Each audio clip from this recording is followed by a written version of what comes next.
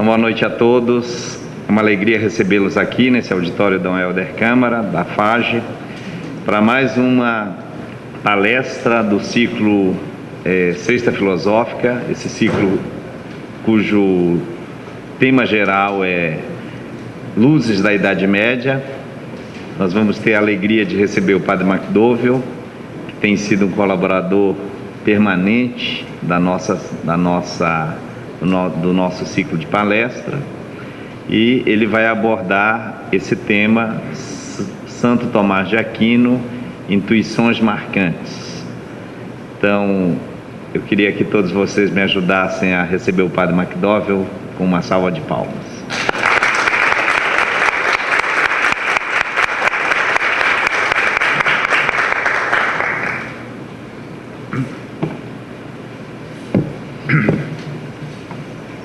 Então, boa noite também a todos. Esperamos que esta noite possa ser, de alguma maneira, enriquecedora para vocês. Então, vamos falar, como foi dito, sobre a filosofia de Tomás de Aquino.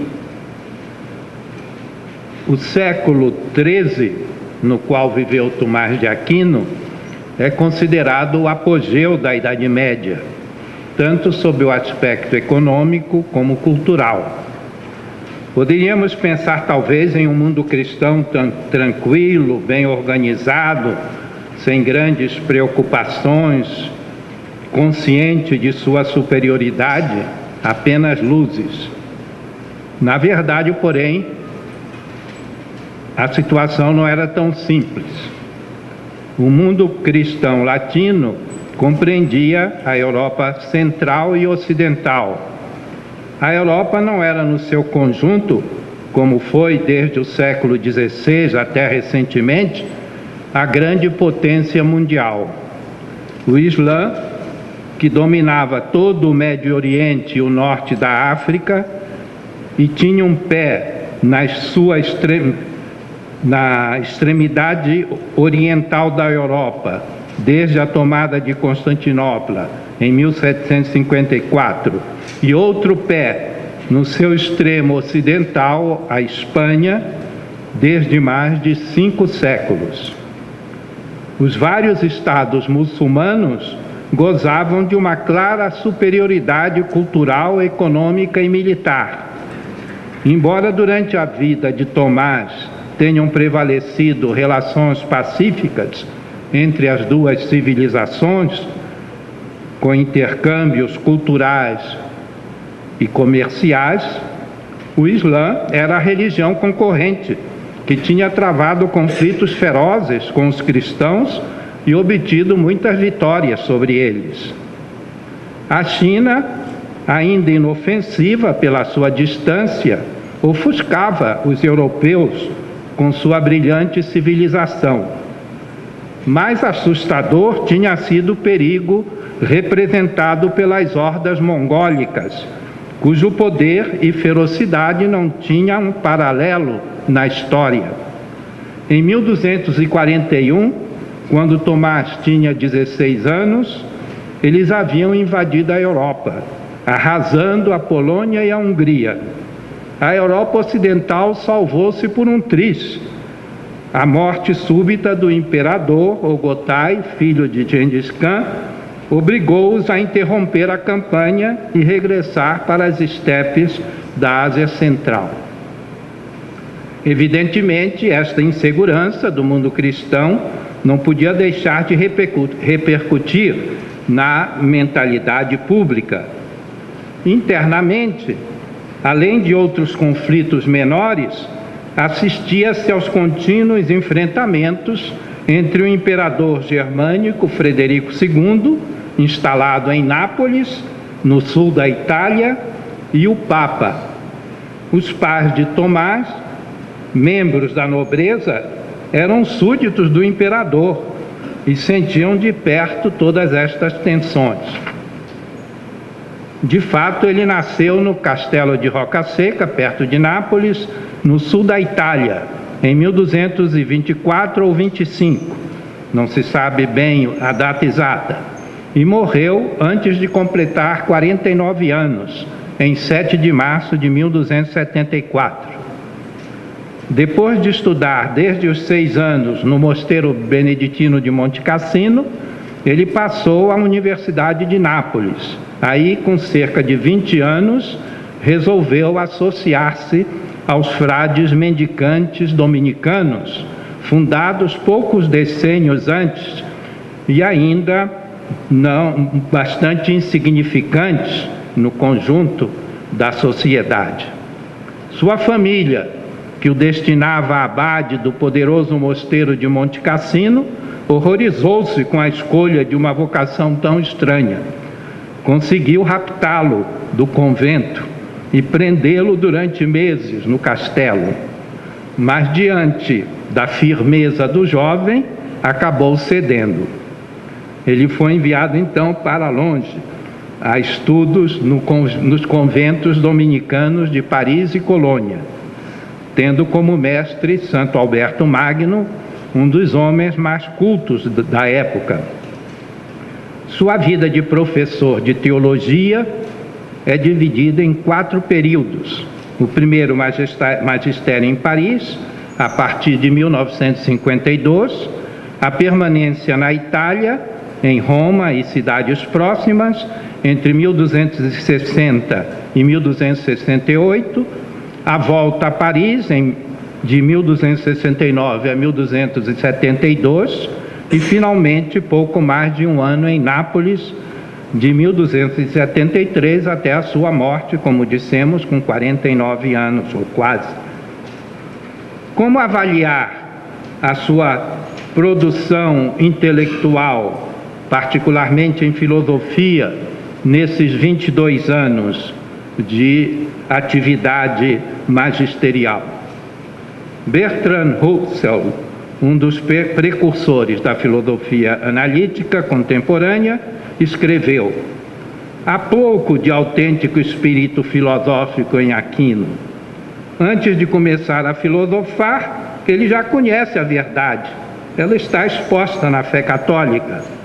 A busca de argumentos para uma conclusão já dada de antemão não é filosofia, mas um instrumento de autodefesa. Russell não é o único a ter esta opinião.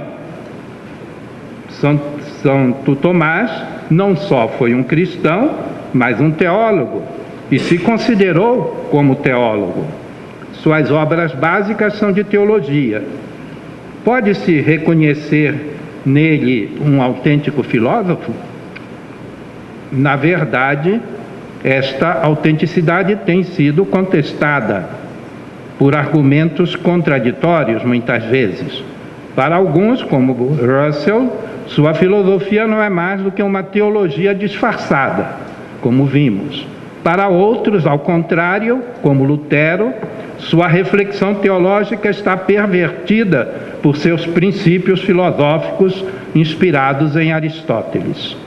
Esta crítica já lhe foi feita na própria época, pelos representantes de uma visão do mundo de cunho agostiniano-platônico, então dominante no mundo cristão.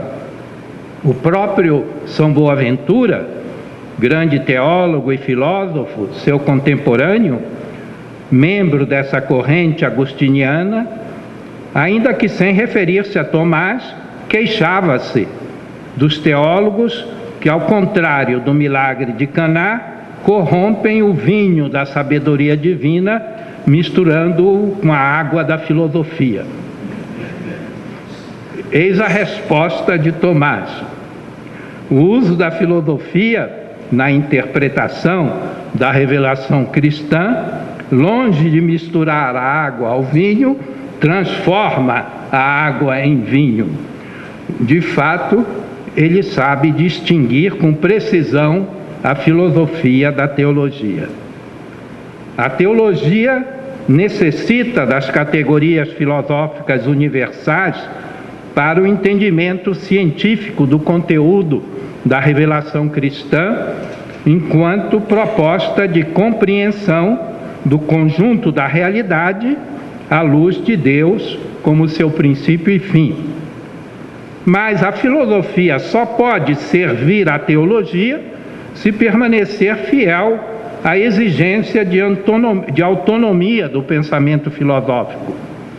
Uma filosofia dependente de elementos da fé não poderia fornecer a fundamentação racional de uma ciência teológica. A distinção clara entre ambas é condição para a fecundidade da colaboração das duas disciplinas. Nesse sentido, a filosofia de Santo Tomás não é nem cristã nem pagã, mas simplesmente um pensar absolutamente livre, que procura ser fiel à verdade, que se manifesta através do exercício adequado da razão humana. Pode-se falar de filosofia cristã de Santo Tomás e de outros pensadores que professam essa fé apenas na medida em que as verdades da fé os provocam a levantar questões a respeito de elementos da realidade que são propostos pela revelação cristã, como a unicidade de Deus, a criação, a liberdade e sobrevivência pós-mortal do ser humano. Entretanto, as conclusões filosóficas que Tomás tira sobre tais assuntos são alcançadas por processos puramente racionais, sem qualquer intervenção de princípios da fé reservados à teologia.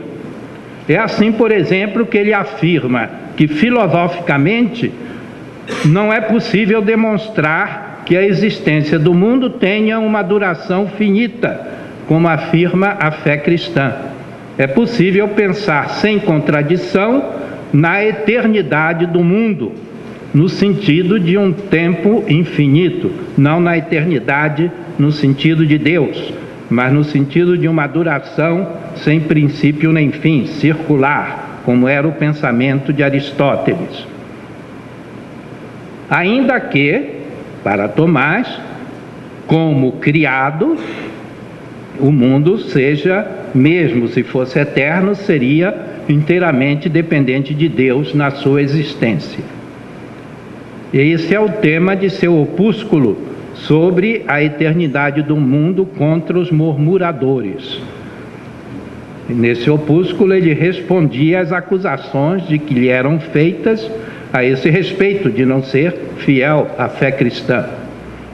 Na verdade, a filosofia para Santo Tomás não é apenas um instrumento precioso para o aprofundamento da verdade da fé na teologia. Aliás, a expressão serva da teologia, ancilla theologiae, não tem para ele, como também para os outros autores medievais, o sentido pejorativo de um pensamento sem originalidade, subordinado à fé, que adquiriu posteriormente. O serviço que a filosofia presta à teologia, como indicamos antes, é justamente uma prova de seu valor e dignidade. De fato, no século XIII, com a redescoberta dos livros de Aristóteles, a filosofia voltou a ser considerada de maneira autônoma. E foi justamente Santo Tomás que lhe conferiu de maneira mais clara este status, que era também reivindicado naquele tempo, com grandes discussões, na Faculdade de Artes. Santo Tomás não pertencia à Faculdade de Artes, mas à Faculdade de Teologia. Mas a Faculdade de Artes era o nome próprio para o estudo de filosofia, que era um pressuposto, ele não fez ali em Paris, todo esse estudo era um pressuposto para o estudo de teologia. De fato, ele reconhece plenamente a realidade própria da filosofia como ciência universal, que procede racionalmente, e é a partir desta evidência que justifica a necessidade de outra ciência universal, a teologia. Então, no início da Suma Teológica, quando vai justificar a existência da teologia, ele diz: olha, já existe uma ciência universal do sentido de toda a realidade, que é a filosofia. Será necessária outra ciência? Então é assim que ele vai tratar da teologia.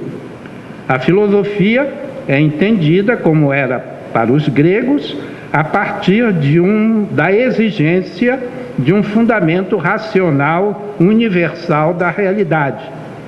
Não se trata de um conteúdo já pronto, que se pode assimilar, mas da busca sincera e livre da verdade que dá sentido à vida, ou seja, da compreensão daquilo que constitui o fim último do homem, a sua felicidade. A sua concepção original da filosofia pode ser captada mais em detalhe a partir da análise da seguinte afirmação sua: o estudo da filosofia não tem como objetivo conhecer as opiniões dos homens, mas qual seja a verdade das coisas. Esta frase parece comprometer a nossa sessão desta noite, mas se não interessa conhecer as opiniões dos filósofos, para que falar para vocês das intuições marcantes de Tomás de Aquino? Qual o sentido de todo o programa da Cesta Filosófica sobre os pensadores medievais? Mas o significado das palavras de Tomás não é tão simples. Trata-se, aliás, de uma questão básica a respeito da própria maneira de conceber o filosofar, do método do estudo de filosofia.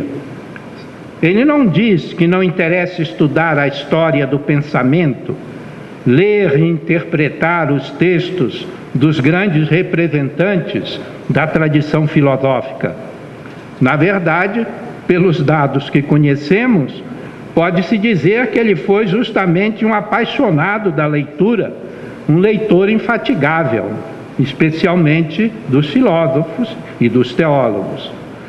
Conta-se que, chegando a Paris, do alto de uma colina, seu companheiro apontou para a grande cidade daquela época, com as belas torres de suas igrejas. Tomás teria retrucado: eu daria tudo isto em troca do comentário de São João Crisóstomo ao Evangelho de São Mateus, cujos manuscritos estavam então perdidos, não tinham em mãos. Mas a verdadeira prova dessa valorização da opinião dos homens é não só o número de autores que ele cita nas suas obras, mas sobretudo os numerosos comentários que escreveu.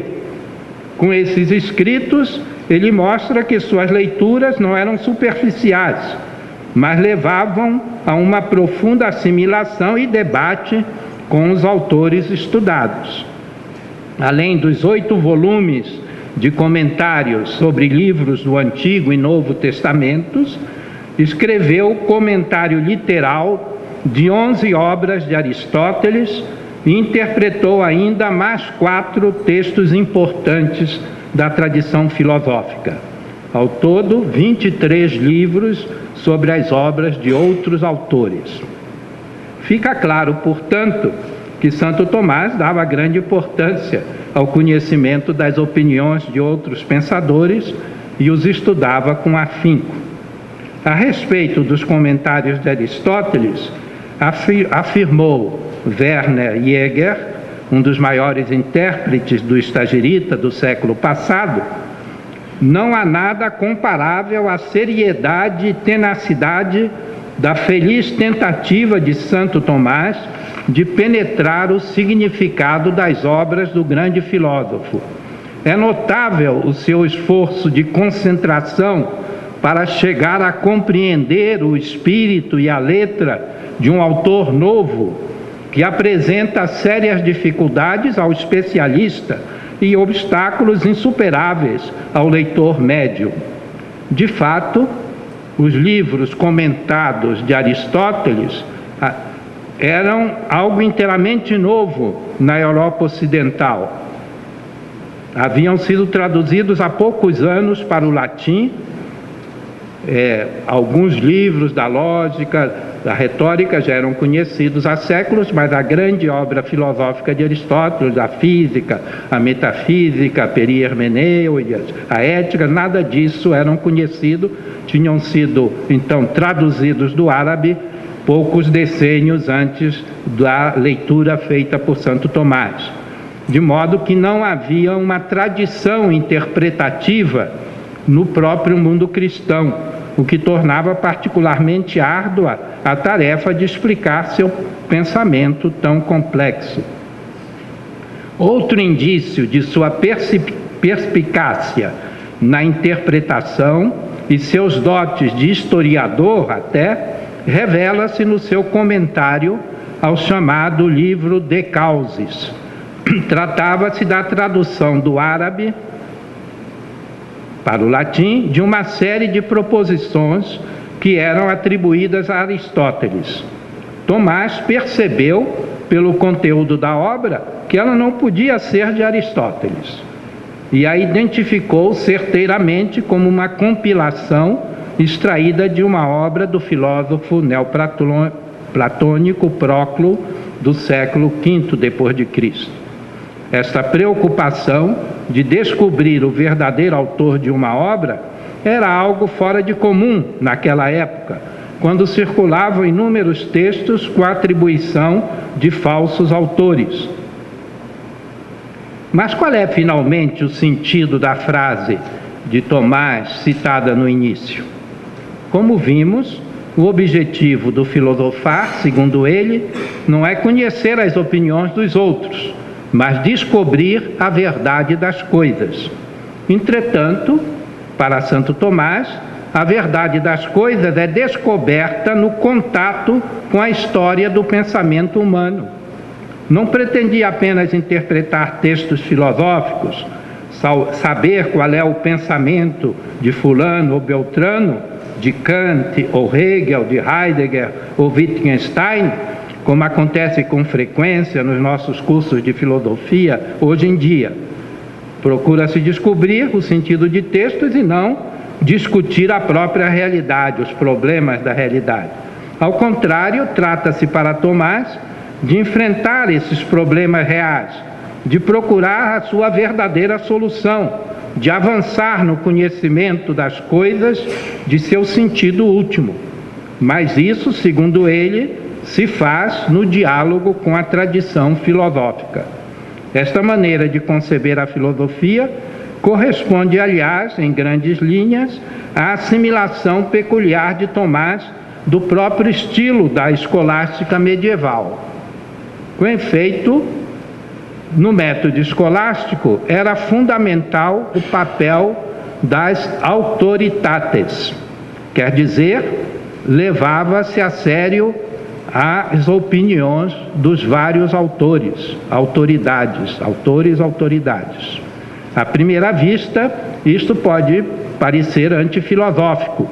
Para a filosofia, a única autoridade é a razão.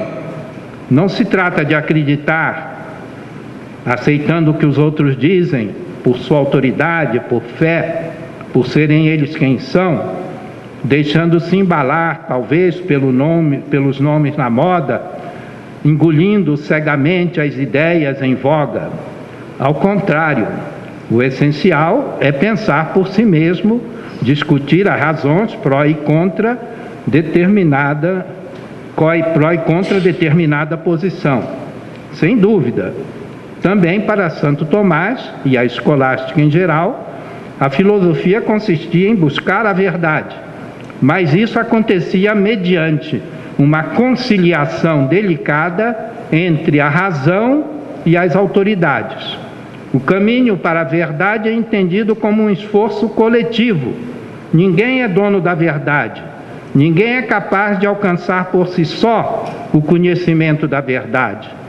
Não se trata de passar uma borracha sobre todo o passado e começar tudo de novo, como pretendeu Descartes e tantos outros pensadores modernos, estabelecer um fundamento novo, inabalável, e sobre ele construir um novo edifício do saber. Aliás, o que Santo Tomás propunha no campo da filosofia é o que acontece hoje, de certa maneira, no campo das ciências. Também nelas, o progresso no conhecimento é um processo cumulativo, resultante da contribuição de muitos pesquisadores que se apoiam nos resultados obtidos pelos outros. Mas é justamente o que falta hoje, de certa maneira, no mundo filosófico, particularmente aqui no Brasil. Os estudiosos de filosofia, com frequência, se desconhecem uns aos outros, discutem a posição de autores antigos ou distantes que não podem retrucar-lhes, mas não costumam mencionar, nem muito menos contradizer seus colegas, seus contemporâneos. Temem entrar em disputa, receando que sua crítica, seus argumentos sejam talvez refutados. Isso vale também de mim, provavelmente, não é? Ao contrário, na Idade Média, a polêmica, a discussão das posições em voga é a maneira própria de cultivar a filosofia. Tomás também se envolveu em tais discussões. Ele foi fortemente contestado, por exemplo, a respeito de sua opinião sobre a possibilidade da eternidade do mundo, como vimos, e respondeu firmemente a tais objeções, consciente da necessidade de mostrar, nesse caso, a importância de integrar o pensamento filosófico de Aristóteles na teologia cristã.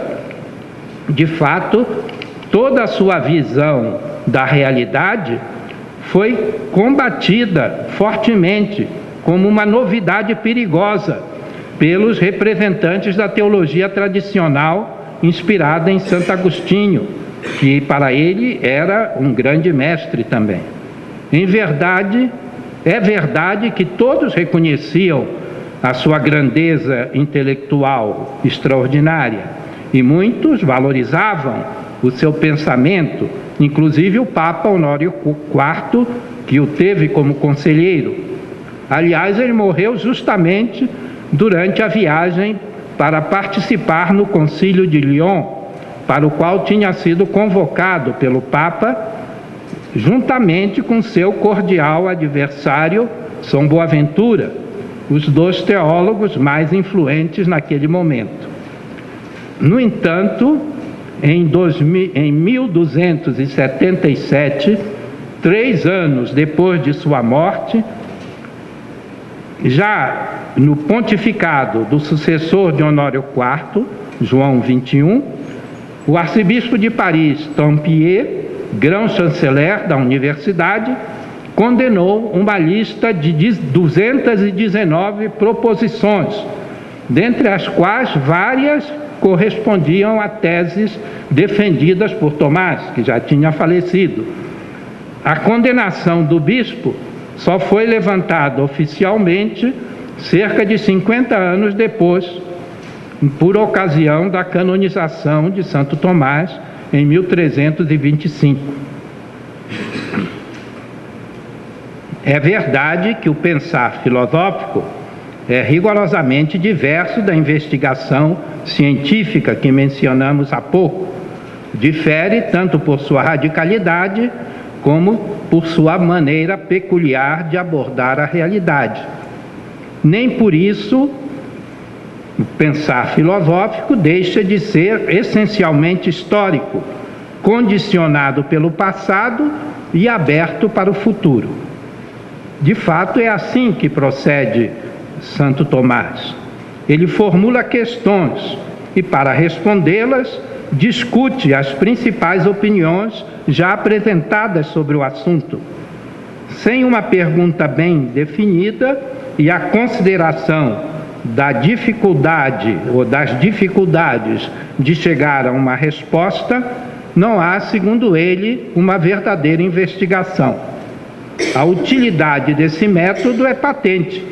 A diversidade das posições provoca o pensamento, apontando para os diversos aspectos da questão e ajudando a não esquecer fatos que devem entrar em consideração.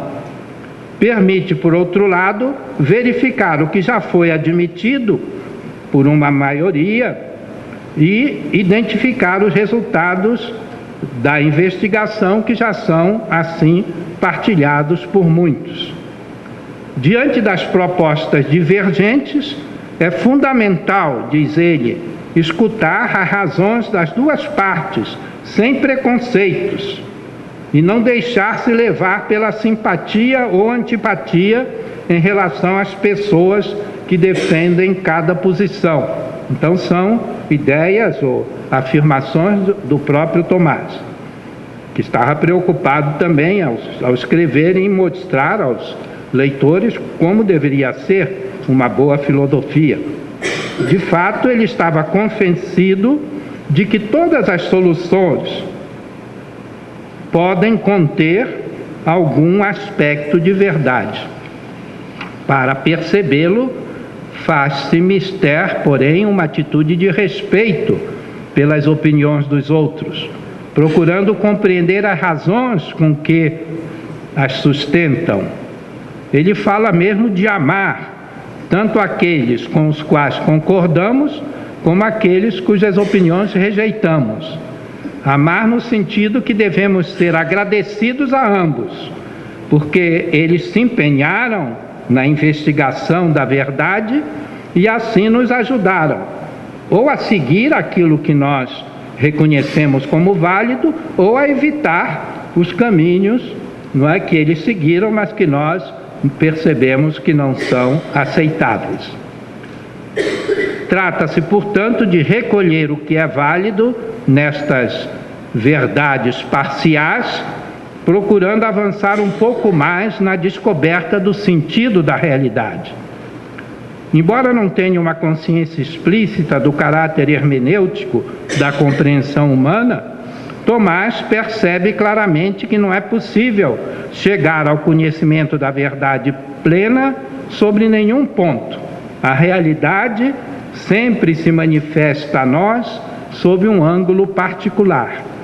Daí a importância de reunir o que é descoberto a partir de várias perspectivas, numa visão de conjunto dos diferentes aspectos do fenômeno.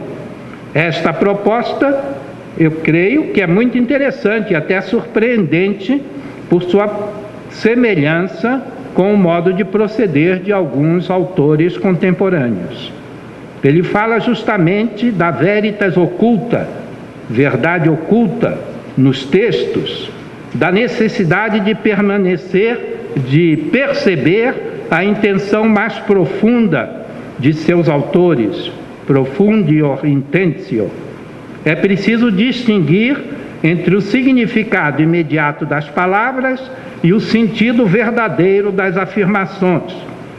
De fato, é assim que ele faz dizer a Agostinho, a Aristóteles ou a outros autores coisas que eles nunca afirmaram. Um procedimento que, aliás, é assacado também a Heidegger.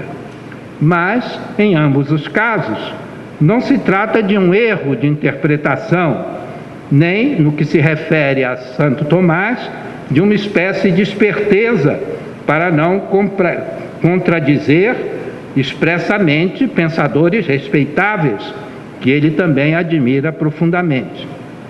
É que, para ele, a verdade não se encontra jamais em um pensamento isolado. Ela se situa nas entrelinhas, entre as propostas dos vários autores que se tenta sintetizar. Trata-se de descobrir, à luz do conjunto de tais pensamentos, o impensado que é comum a todos eles. Com efeito, o que se procura é aquela verdade mais plena que todas as autoridades, os autores respeitáveis, pretendem dizer sem jamais tê-lo conseguido. Evidentemente, o processo de filosofar coletivo continua. Também a verdade que Tomás alcança corresponde, é sua convicção, a uma opinião aberta também a futuras superações. Portanto, longe da atitude acrítica que lhe atribui Bertrand Russell, e que excluiria de partida a possibilidade de ser ele um autêntico filósofo, Tomás demonstra possuir um espírito profundamente questionador. Ele não se contenta com assumir sem discussão, por exemplo, a existência de Deus, bem como outras certezas que pertenciam ao patrimônio comum da civilização cristã, de uma civilização cristã como a medieval. Está longe, porém, de ser um cético que renuncia a procurar a verdade. Pretende encontrar respostas verdadeiras, soluções para os problemas. Sabe, contudo, que nenhuma resposta é definitiva. Neste sentido, não se pode falar de um sistema tomista de teologia e muito menos de filosofia, como uma interpretação completa e definitiva da realidade. A maior prova disso é o que aconteceu ao Santo Doutor poucos meses antes de sua morte. Ele interrompe o ditado da terceira parte de sua obra magna, a Summa Theologiae, Summa Teológica, que ficou inacabada, e abandona qualquer atividade acadêmica. Questionado por seu secretário, Frei Reinaldo de Piperno, responde simplesmente: não posso mais. E diante de sua insistência, acrescenta: tudo o que eu escrevi me parece palha diante do que eu vi. De fato, muitas testemunhas atestam que nos seus últimos anos, algumas vezes durante a celebração da Eucaristia, aliás, ele tinha uma devoção muito especial à Eucaristia, escreveu poemas sobre a Eucaristia que são conservados no ofício da liturgia da Eucaristia, de Corpus Christi. Então, já tinha sido percebido que algumas vezes ele ficava totalmente absorto, como em êxtase, durante a celebração da Eucaristia. E foi o que tinha acontecido naquele dia, em que ele recusou-se continuar os seus estudos. Como explica o maior biógrafo atual de Santo Tomás, Jean-Pierre Torrel, ele não quer dizer com esta declaração que sua obra seja destituída de valor, mera palha, mas diante da contemplação da realidade divina, ele percebeu que as palavras humanas, que apenas designam e apontam para esta realidade, por mais perfeitas que sejam, não passam de um invólucro, de uma palha. Esta afirmação é a confirmação mais cabal, ao mesmo tempo da importância e da relatividade da busca humana da verdade na concepção de Tomás. Não sei se podemos continuar. Tem alguma pergunta?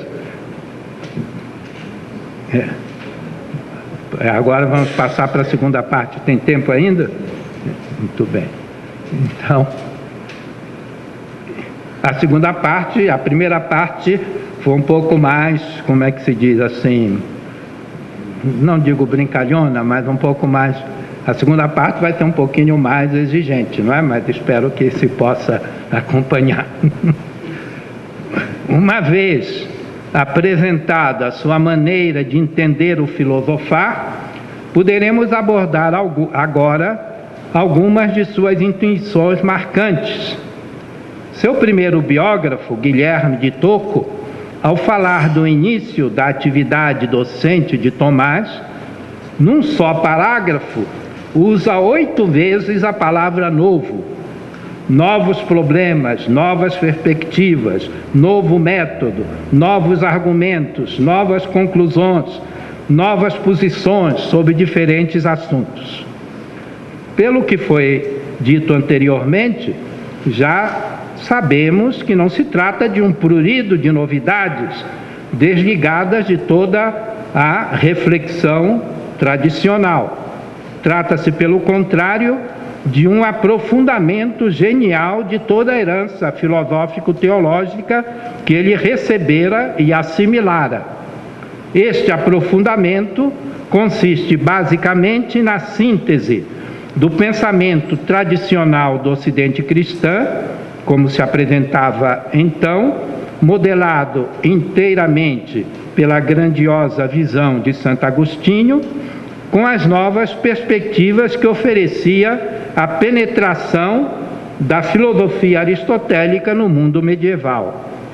A tarefa que ele assumiu tem muito a ver com o desafio que enfrenta hoje o pensamento cristão diante das radicais transformações da cultura contemporânea, da sua crise de valores, se assim quisermos dizer, que põe em questão os seus próprios fundamentos. Para começar, o elenco das intuições magistrais, das suas intuições magistrais, examinaremos a sua concepção da metafísica. Ele parte da ideia aristotélica de filosofia primeira como ciência suprema, que posteriormente foi denominada metafísica. Para Aristóteles, cada ciência tem seu objeto próprio, que a distingue das demais. Qual seria então, segundo ele, o objeto da metafísica? Paradoxalmente, ele apresenta a filosofia primeira, na sua obra, que foi chamada posteriormente de Metafísica, aquela coleção de escritos de Aristóteles, ele apresenta o objeto da filosofia primeira segundo duas linhas de investigação. Por um lado, ela trata do ser em geral e de suas propriedades, isto é, que há de comum a todos os entes. É o que ele expõe, especialmente no livro Gama, o quarto da Metafísica. Por outro lado, segundo o livro Lambda 12, a metafísica trata da realidade que transcende a nossa experiência sensível, isto é, trata das substâncias separadas, diz Aristóteles, separadas da matéria, os entes imateriais ou espirituais, e em particular o ente supremo, que ele chama, como nós sabemos, de primeiro motor imóvel e também, em outra reflexão, de inteligência de si mesmo, noesis noesios. Este ente supremo, que é, por sua vez, o fundamento da realidade física, não é? Da realidade mundana, então que está além do físico. Devido a esta dupla orientação, a metafísica aristotélica e toda a tradição metafísica apresentam uma estrutura problemática que Heidegger caracterizou como ontoteológica. Ontológica enquanto saber do ente, enquanto ente, do ser em geral. Teológica enquanto saber do ente supremo ou divino. É discutido entre os especialistas como e até que ponto Aristóteles chegou a conceber ou não a unidade da filosofia primeira, se conseguiu superar a aporia que surge de seus escritos. Aprofundando a reflexão aristotélica no contexto de uma visão cristã de Deus e da criação, contexto, sem introduzir estas afirmações na sua argumentação, Santo Tomás considera que o objeto da metafísica é o ente em geral, ens commune, com suas propriedades. O ente geral que compreende todo o âmbito do finito ou do criado. Deus, portanto, não é objeto da metafísica, nem de nenhuma ciência filosófica, mas é atingido pelo conhecimento metafísico apenas como causa absolutamente transcendente do ente em geral. De fato, é próprio da ciência considerar as causas de seu objeto. Deste modo, Tomás supera a aporia do duplo objeto da metafísica, estabelecendo a sua unidade ontoteológica. Ele articula verticalmente o ente enquanto ente, dimensão ontológica, e Deus como sua causa, dimensão teológica.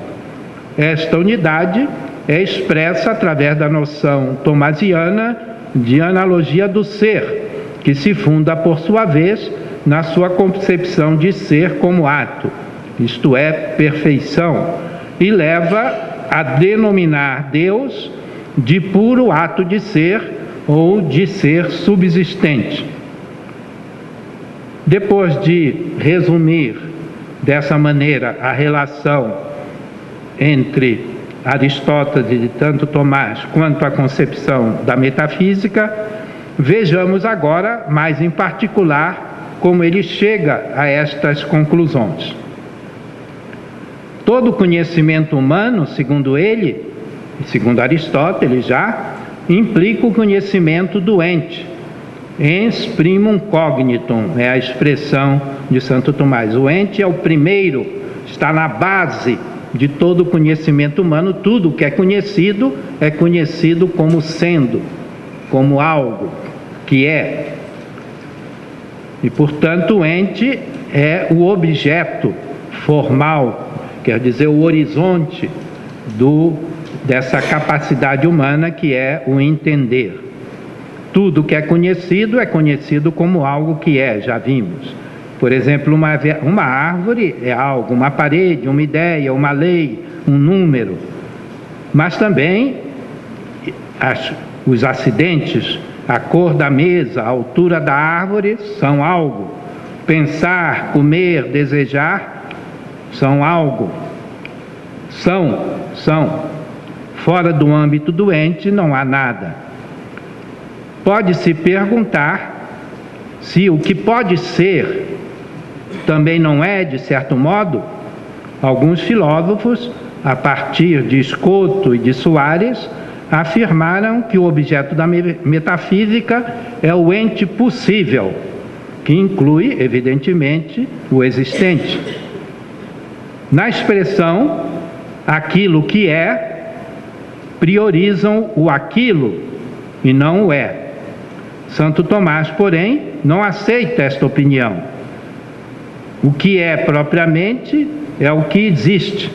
A partir do contato com o que é, formamos um conceito geral de ente, aquilo que é. O poder ser é apenas um modo secundário de ser. Não é nada, mas é um modo secundário de ser. O que nós conhecemos diretamente como ente são as coisas e pessoas do mundo.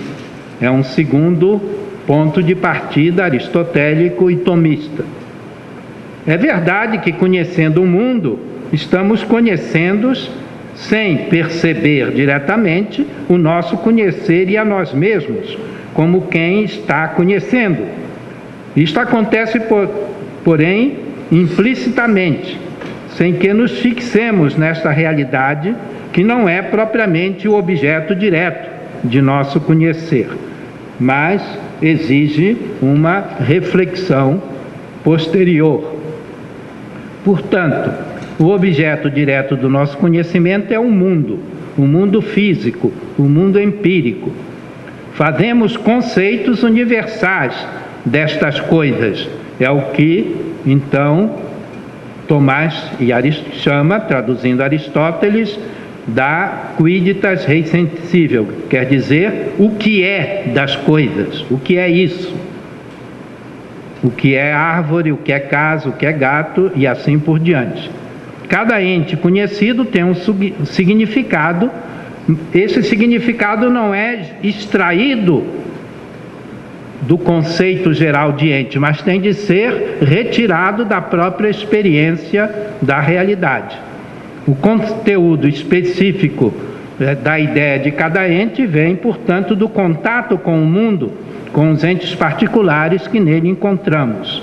São estes dados recebidos pelos sentidos que preenchem o conceito dos vários tipos de entes. Portanto, nosso conceito inicial de ente, em princípio, implicitamente estende-se a tudo que é. De fato, porém, enquanto conhecemos apenas o mundo, abrange explicitamente apenas os entes sensíveis materiais. E como se parte, então, para o objeto da metafísica, que ele chama de ens comune, o ser em geral, que abrange tudo? Não apenas os entes materiais do mundo sensível, que são o que é conhecido em primeiro lugar por nós. Para conceber o ens comune, é necessário estender o conceito de ente para que ele abranja explicitamente tudo. Mas enquanto conhecemos apenas a existência das coisas materiais, não é possível conceber uma noção de ente que abarque outras coisas. O caminho para chegar ao conhecimento de entes que não são materiais é, segundo Tomás, a reflexão sobre o nosso pensamento e outros fenômenos mentais. Analisando os pensamentos, percebemos que eles possuem propriedades que não são materiais. Por exemplo, o pensamento, a ideia de mesa, ou a ideia de cadeira, a cadeira é azul, mas a ideia de cadeira não tem cor, nem tamanho, nem peso, não está em um determinado lugar ou tempo, como o nosso corpo. Eu estou pensando aqui e agora, o que é justiça. Mas a ideia verdadeira de justiça está fora do espaço e do tempo. É a mesma sempre e em qualquer lugar. Deste modo, concluímos, com Santo Tomás, que o pensamento, enquanto tal, não possui as qualidades da matéria, é imaterial. Com um passo a mais, concluímos que se o pensamento é imaterial, quem pensa, enquanto pensa, tem de ser imaterial, isto é, a alma humana, enquanto racional, é imaterial. Alcançando o conhecimento de realidades imateriais, nós fizemos aqui apenas uma reflexão muito rápida, não é? São problemas sérios, precisariam ser discutidos, como Santo Tomás fazia, ouvindo todas as opiniões e tentando, então, se fosse possível, ultrapassá-las, não é? Então, alcançado esse conhecimento da existência de realidades imateriais, podemos fazer um juízo negativo. Nem todo ente é material. Este juízo é chamado por Santo Tomás de separatio, separação. Isto é, por ele separamos a noção de ente da matéria. O ente pode ser ou não ser material.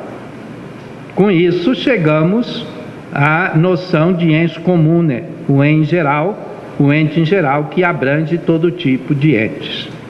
Santo Tomás foi o primeiro, a noção explícita, não é, desse ente geral.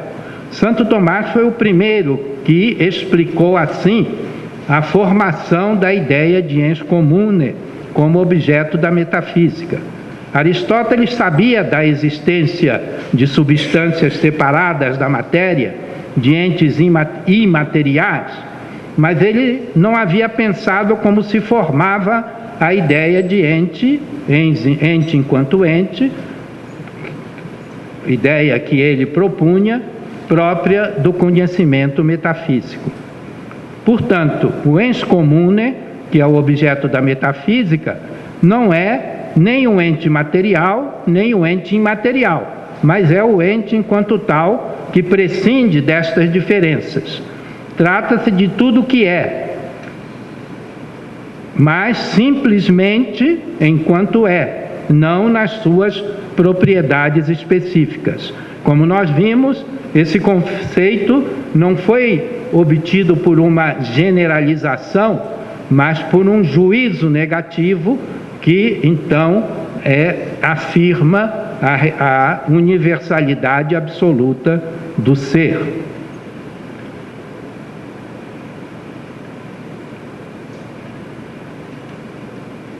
Passamos agora a considerar a resposta de Santo Tomás, mais detalhada, como vimos, o problema da metafísica por sua afirmação de Deus como causa do ens comune.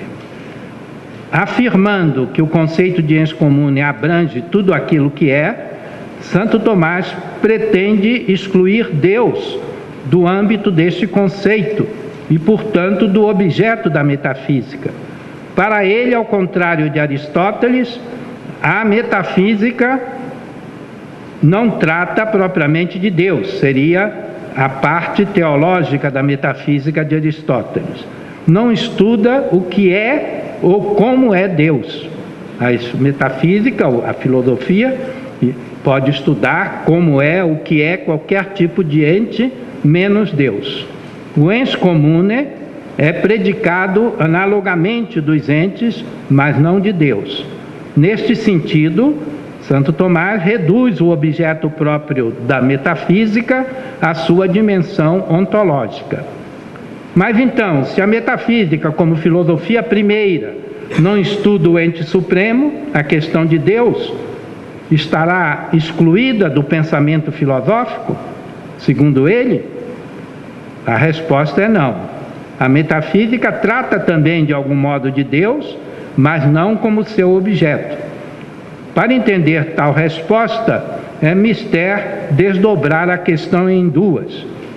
Primeiro, por que o conceito de ens comune, objeto da metafísica, não inclui Deus?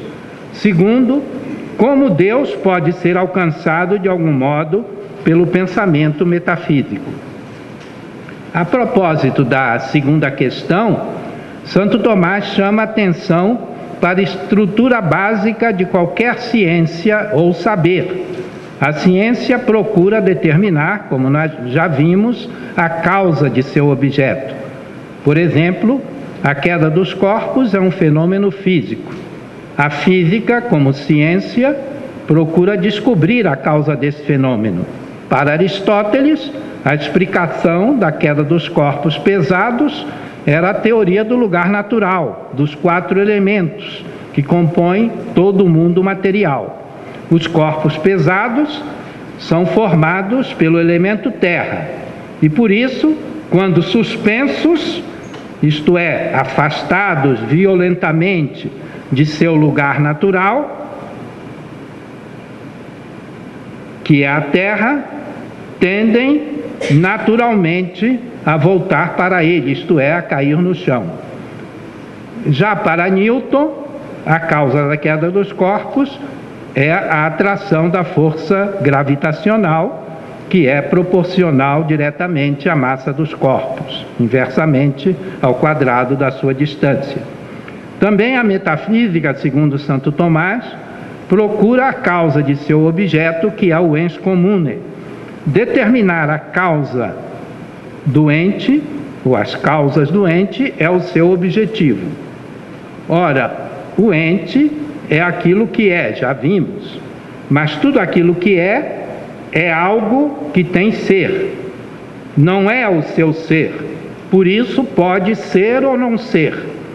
O ser ou existir não está incluído em sua ideia, portanto, tal ente não existe necessariamente, é contingente, não existe por si mesmo.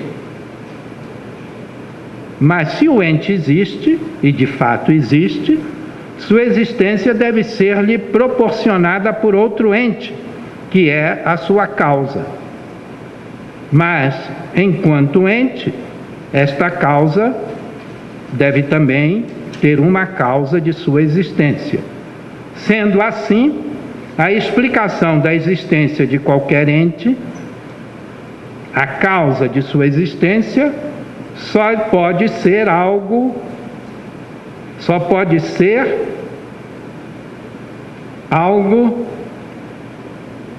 não pode ser algo que é, que tem ser, mas deve ser o puro ser que enquanto tal simplesmente é como necessário por si mesmo.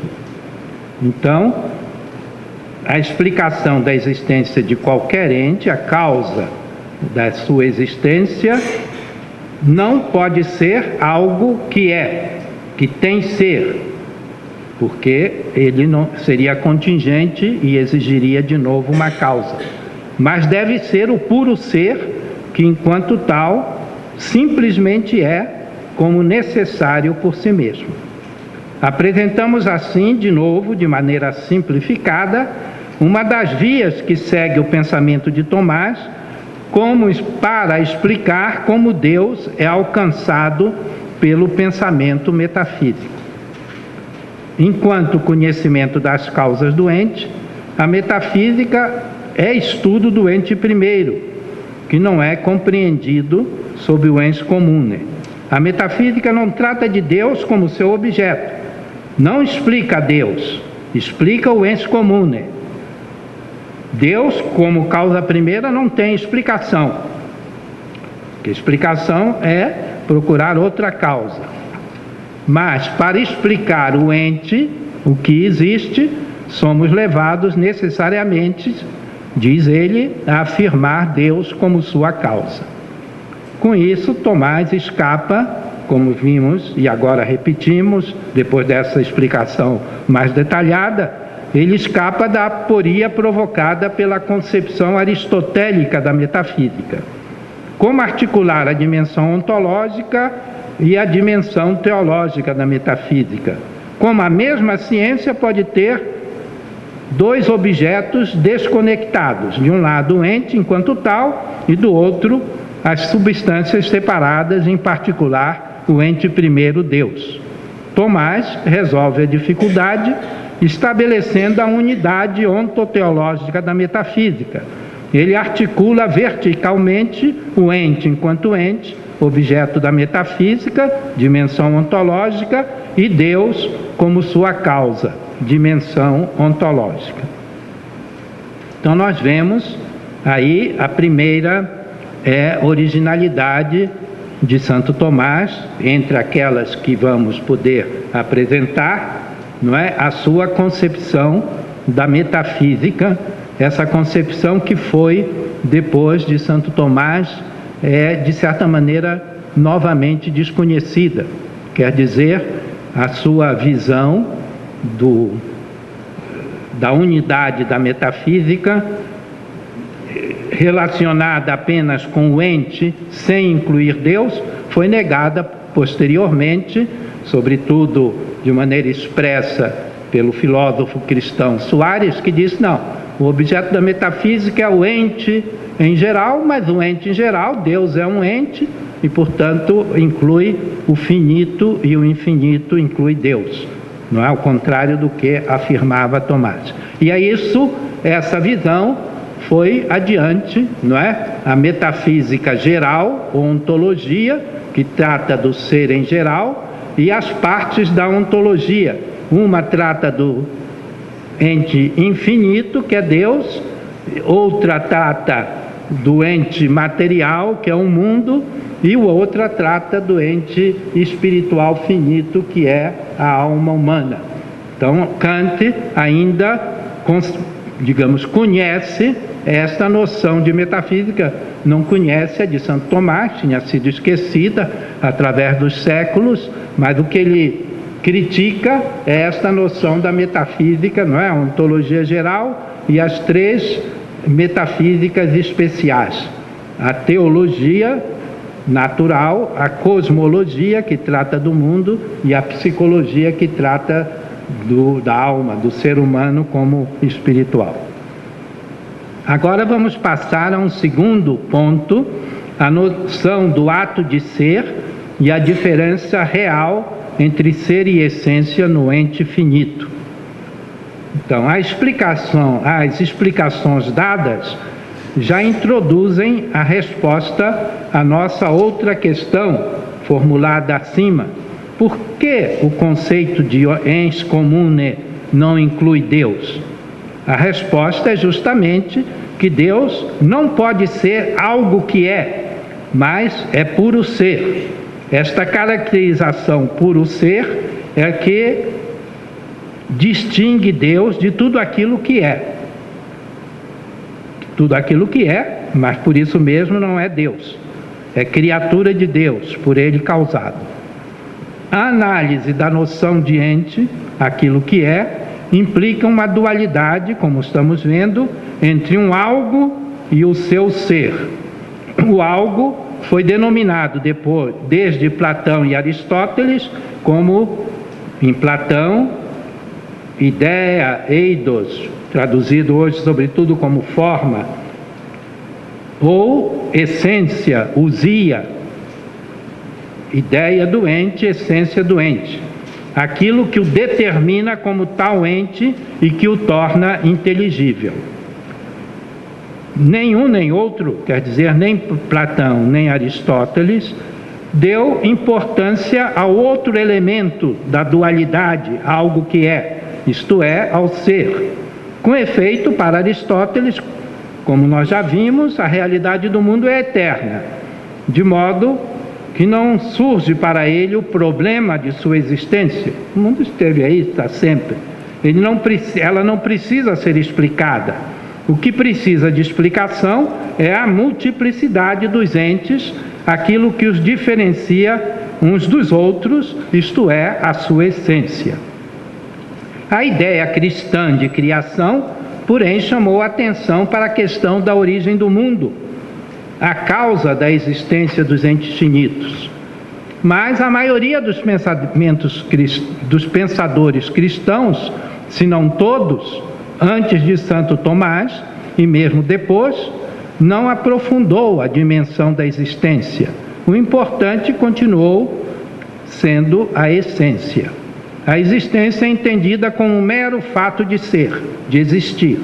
A criação consiste em fazer passar uma essência do estado de possível na mente de Deus ao estado de existente no mundo, mas é a mesma coisa, não é que desce à realidade mundana.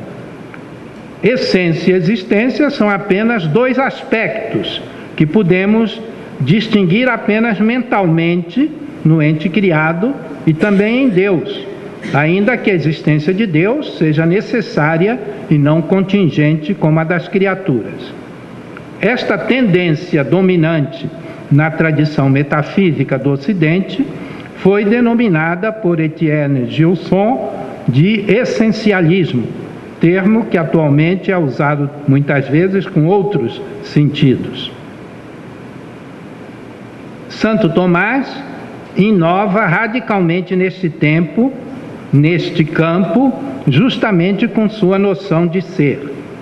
Na perspectiva essencialista, a noção de ente, enquanto a mais universal, a mais geral, é a mais pobre e vazia, não tem conteúdo. Ela é obtida através de um processo de generalização que abstrai de todas as diferenças e determinações dos diversos entes até chegar ao absolutamente indeterminado. É assim que Hegel identificou o ente, dialeticamente, identificou o ente com o nada. A concepção de Tomás é exatamente oposta. Utilizando a terminologia aristotélica, designa o ser como o ato de todos os atos, a perfeição de todas as perfeições. Quer dizer, é pelo ser que tudo existe. É ele que atualiza, que faz que sejam a essência substancial e todas as demais formas acidentais que compõem determinado ente. Na terminologia de Santo Tomás, tudo o que é, todo ente, é perfeito, mais ou menos. Toda essência ou forma, perfeito, é a palavra que ele usa, é algo positivo, não é perfeito, mas em graus diversos. Toda essência ou forma, tanto substancial como acidental, confere aos entes tal perfeição. É a essência que determina o ente, que dá aquele significado, aquele conteúdo ao ente. Há diversos graus de perfeição entre os entes, como dissemos, de acordo com suas essências. Mas o ser, como perfeição de todas as perfeições, não se situa em continuidade com as essências, como uma determinação mais perfeita. A sua perfeição é de outra ordem. Ele não determina o modo de ser dos entes. Isto compete às essências.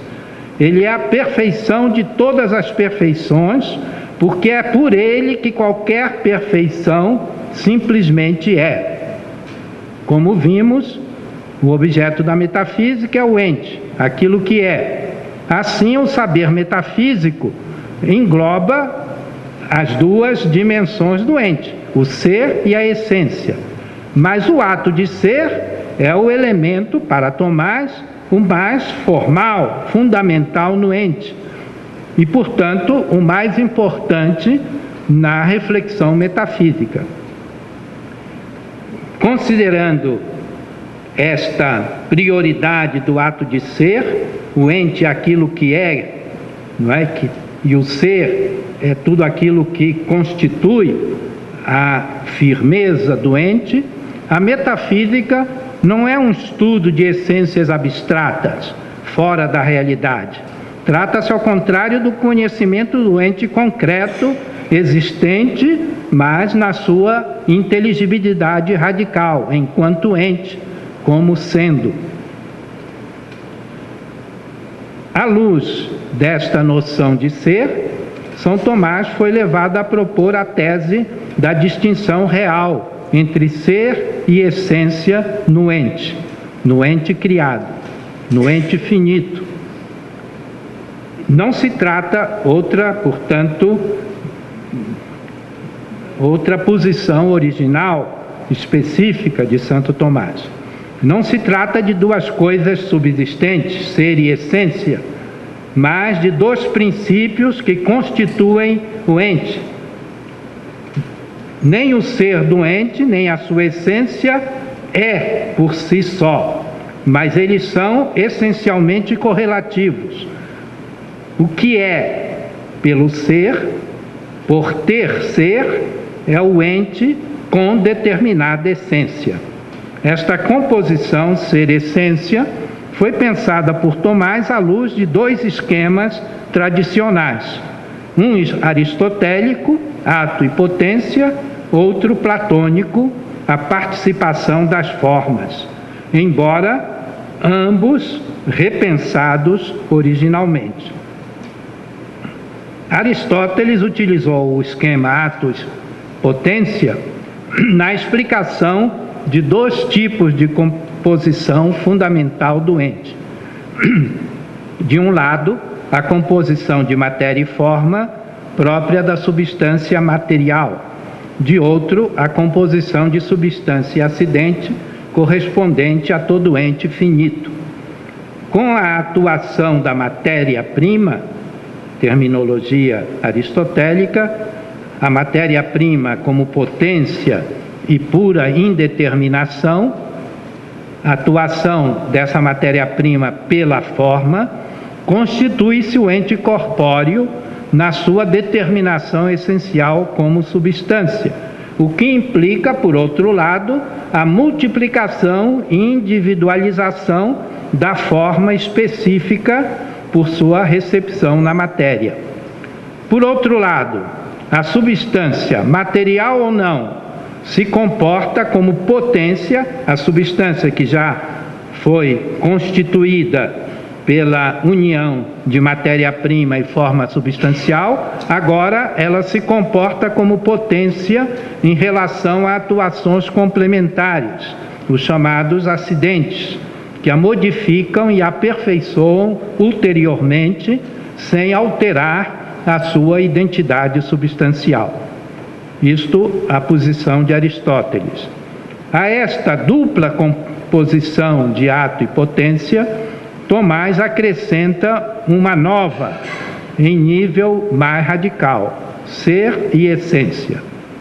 Não se trata agora de explicar a identidade e diferença no nível da substância individual, por meio das mudanças acidentais, mas de explicar a própria existência de substâncias finitas e capazes, portanto, de aperfeiçoamento. Neste caso, a essência é o sujeito concreto e individual, especificamente determinado, que é realizado pelo ato de ser. Enquanto plena determinação de cada ente, plena determinação, a essência é vista como em potência, não para determinações e aperfeiçoamentos ulteriores, mas simplesmente para ser. De modo que ser é o seu ato, o ato que faz que o ente seja e seja tal, isto é, constituído por tal essência. Neste sentido, o ato de ser não determina a essência, porque conforme foi dito, não se encontra, o ato de ser não se encontra na ordem formal das determinações. Ele não determina a essência. Tampouco a essência determina o ser, porque nem é próprio da potência determinar o ato, nem o ser pode ser determinado, o que significaria reintroduzi-lo na ordem das essências. O que é determinado pela essência não é o ser, mas é o ente. A recepção do ser em determinada essência é análoga à recepção da forma substancial na matéria e das formas acidentais nas substâncias. Não se trata de uma limitação, no sentido de uma contração da perfeição do ato de ser pela potência, mas de sua multiplicação e individuação em distintos entes. Portanto, aqui acabamos de apresentar esta doutrina específica de Tomás, e também, de novo, em poucas palavras, sobre a composição real de ser e essência no ente finito. Em terceiro lugar, então, em último lugar, nós vamos falar de outra consequência dessa noção de ser como ato, que é a apresentação de Deus como plenitude de ser. Santo Tomás foi levado a esta concepção de ser absolutamente original, não, isto é, o ser, não como mero fato de existir, mas como aquilo que há de mais positivo e mais perfeito, enquanto fundamento da perfeição, de toda a perfeição de cada coisa. Ele foi levado a isto pela palavra do livro do Êxodo, no qual Deus se revela a Moisés. A fórmula hebraica desta revelação do nome de Javé é traduzida no grego e no latim da Bíblia cristã por eu sou quem sou, ego sum qui sum, ou quem é, qui est, quem é o envia. Daí a indicação de ser, então, daí se pode tirar a indicação de ser como nome mais próprio de Deus. Ele está, na tradução grega e latina, ele está se chamando quem é. Mas não haviam tirado a conclusão, quer dizer, outros teólogos cristãos, como Santo Agostinho, já haviam adotado a palavra bíblica como a designação mais adequada de Deus, mas não haviam tirado a conclusão de Tomás, isto é, entendido ser como ato, como perfeição suprema. Deus é o ser como tal, para Tomás, é puro ser, sem qualquer limitação ou determinação, ou seja, plenitude infinita de ser. Mas se ser é aquilo que é mais próprio de Deus, então ser é o mais perfeito que pode haver em qualquer realidade. Também a perfeição dos entes criados como vimos, deve consistir em ser. Eles são mais ou menos de acordo com suas essências, mas os seus graus de perfeição são graus de ser. Eles não são simplesmente ser, mas algo que tem ser, que participa do ser. É assim que Tomás encontra a maneira mais clara de distinguir Deus das criaturas. Ele é infinitamente, ao passo que as criaturas são de modo finito, limitado por suas essências. Deus pode criá-las porque seu ser participado, o ser participado das criaturas, não acrescenta nada ao ser infinito de Deus. A seguinte comparação pode ajudar a compreender esta proposta de Tomás. As múltiplas cópias de uma imagem, por exemplo, da Pietà de Michelangelo, na Basílica de São Pedro em Roma, distinguem-se do original, as cópias, mas não acrescentam nada à sua perfeição, à sua beleza. É assim, de certa maneira, não há nenhuma comparação é perfeita, mas que Tomás entende essa distinção entre Deus, enquanto ser infinito, e as criaturas, mas irmão, se é infinito, não pode haver mais nada, não é? Ele já é o infinito. Mas justamente elas se distinguem enquanto finitas. Então o finito se distingue do infinito, mas não acrescenta nada, nem subtrai nada do infinito. Subtrai é outra questão, não é? Mas que não é de Santo Tomás. Bom, então o ser participado significa para o ente criado ser causado por Deus. O ser como tal só pode ter sua origem no ser subsistente necessário, isto é, só Deus pode comunicar o ser. Mas a criação não é a comunicação propriamente do ser de um lado e do outro lado da essência, ambos, não é, formando o ente. Não, o que Deus cria é o ente, na proporcionalidade, porque ser não é uma coisa, nem ente, nem essência. Então ele cria o ente na proporcionalidade de seu ser à sua essência. O participante é o ente que, em virtude dessa participação, dessa criação, é. Cada criatura participa de um modo ou de outro da essência divina, segundo a sua própria essência.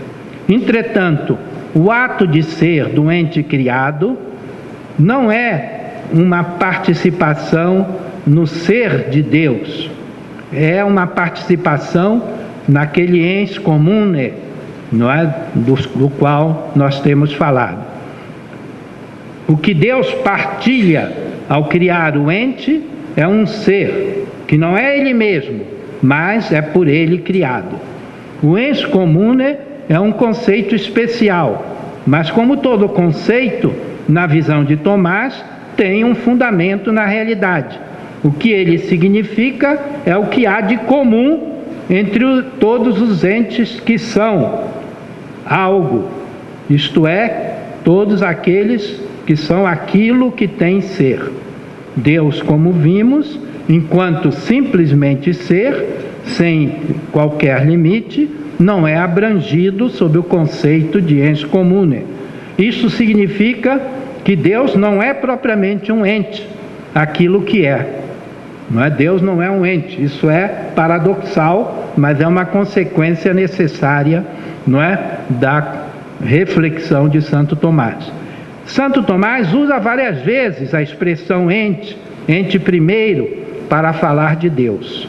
Mas ele faz isso à falta de outra maneira de expressar-se bem, consciente de que esta expressão só pode ser usada de Deus porque ele é a causa de todo ente, não porque ele seja um ente como os outros, ainda que maior do que todos. Ora, como o ente é o horizonte formal da inteligência humana, isto é, tudo que é conhecido enquanto ente, segue-se do que foi dito que não podemos compreender como Deus é. Ele está fora desse horizonte formal do conhecimento humano. Quer dizer, não podemos saber o que Ele é. Podemos saber apenas que o ente finito e contingente deve ter uma causa. E esta causa, que não é algo que é, porque senão seria de novo um ente finito contingente, que precisaria uma causa. Então, esta causa é o que nós chamamos Deus. A causa do ente nós chamamos Deus. O que é isso, nós não podemos saber, propriamente, diretamente, positivamente. Podemos saber apenas que o ente finito, isso já foi dito, não é? Por isso, a própria expressão Deus, a própria expressão Deus é o próprio ser em sua plenitude, deve ser usada com todo cuidado. Não equivale a dizer que Deus é um atributo de Deus,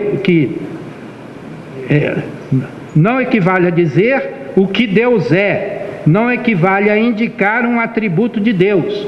Assim como se diz, Deus é bom, Deus é justo, não pode se dizer com exatidão, Deus é o ser, porque estaria considerando o ser como um atributo, não é como uma determinação. Todo atributo é uma determinação, e o ser exatamente não é determinação nenhuma.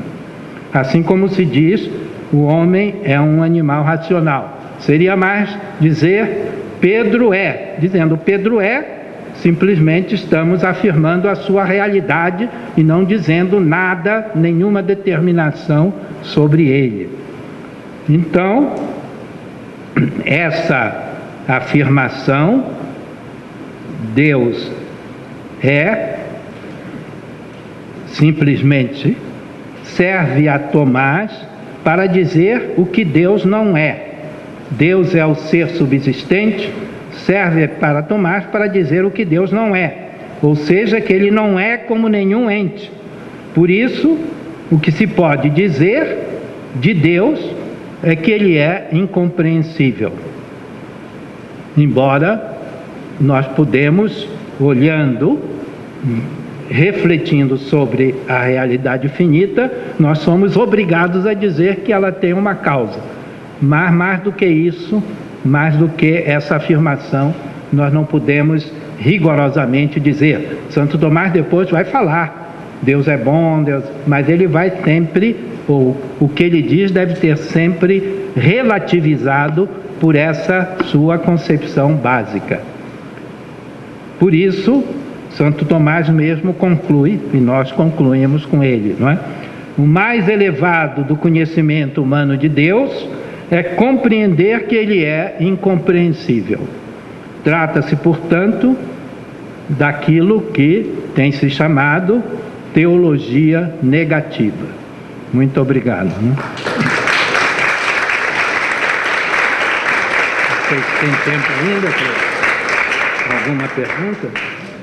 Olha, nós avançamos um pouco o tempo, mas vamos permitir que haja algumas perguntas.